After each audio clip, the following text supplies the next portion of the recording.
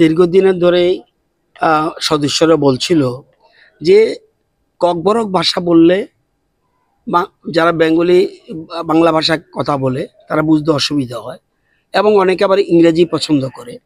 আবার আবার ইংরেজি বললে যেন ককবরক ভাষাভাষীর লোক যেন বুঝতে পারে ককবরক ভাষায়, ইংরেজি বললে যেন বাঙালি ভাষার লোক বুঝতে পারে বাংলা ভাষায়। এই জন্য তিনটা ল্যাঙ্গুয়েজকে একসাথে যেন শুনতে পারে, যেই ভাষায় কথা বলুক বাকি দুইটা ভাষা already translate at a time করতে থাকবে। তো এটা খুব সুন্দর পদ্ধতি করেছে। আমরা চাই আমাদের রাজ্যের ভাষাগুলি সমৃদ্ধ হোক এবং বিশেষ করে বাংলা এবং ককবরক আমাদের রাজ্যের ভাষা, এটা যেন আমরা আরও বেশি করে মানুষের কাছে পৌঁছতে পারে।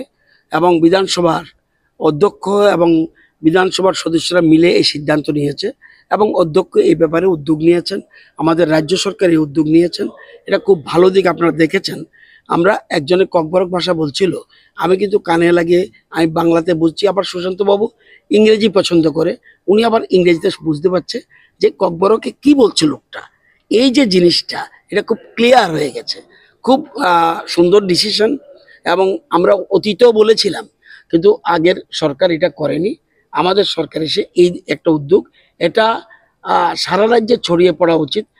আমরা চাই ডেমোক্রেসি, গণতন্ত্র আরও বেশি জোরদার হোক এবং প্রতিটি ভাষার মানুষ যেন তার মনের কথা খুলে বলতে পারে, আবার অন্য ভাষার লোক যেন সে বুঝতে পারে উনি কি বলছেন, নতুবা মিসআন্ডারস্ট্যান্ডিং হয়, ভুল বোঝাবুঝি হয়। এই জিনিসটা অনেকদিন পরে শুরু হতে যাচ্ছে। প্রাথমিক পর্যায়ে টুকটাক একটু অসুবিধা হতে পারে, কিন্তু ধীরে ধীরে এটা ঠিক হয়ে যাবে। আমরা প্রাথমিক পর্যায়ে কাজটা শুরু করছি, এই প্রথম।